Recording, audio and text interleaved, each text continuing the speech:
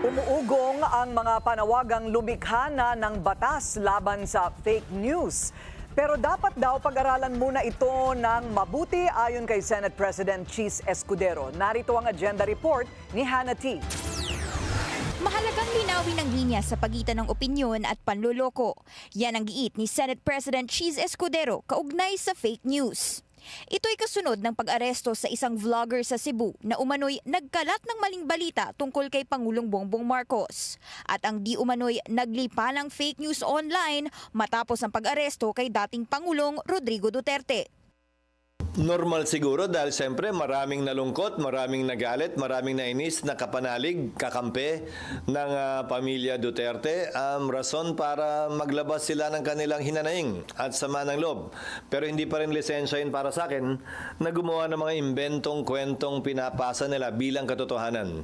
Ulitin ko, hiwalayin natin ang opinyon sa pagpepedel, pagpapalabas ng impormasyon na sinasabi nilang totoong balita o totoong nangyari. Sa isang article ng check.ph na isang fact-checking website, inilahad nito na mas marami ang pekeng balita tungkol sa pag-aresto kay Duterte sa mas maikling panahon kumpara sa impeachment ni Vice President Sara Duterte. Nasa 25% ng 127 fact checks mula Pebrero ang tumalakay sa kanyang pag-aresto, kung saan 92% ay kumalat sa social media platforms katulad ng Facebook at TikTok. Sabi ni Escudero, hindi lang din dapat ang mga nagpapakalat ng fake news laban sa Administrasyong Marcos ang dapat panagutin, kundi pati ang mga manipulated posts sa social media laban sa Duterte camp. So kung may nagreklamo sa kabilang banda, dapat with equal fervor, imbestigahan din ng NBI yan.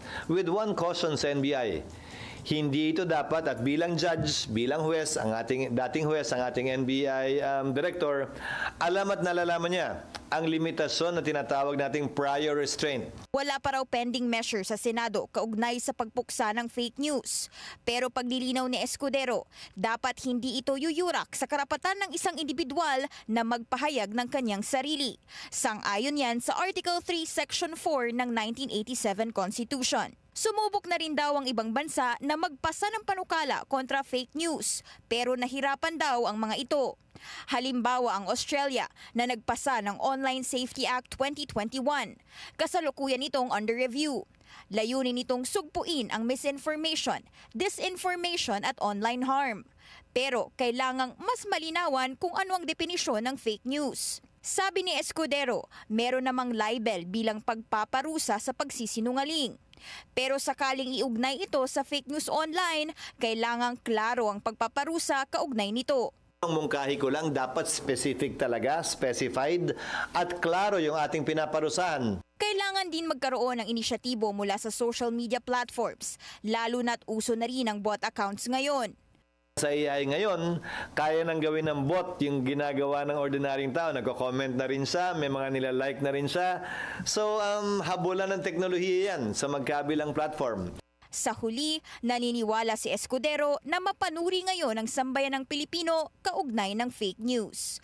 Para sa agenda, Hannah T, Bilyonaryo News Channel.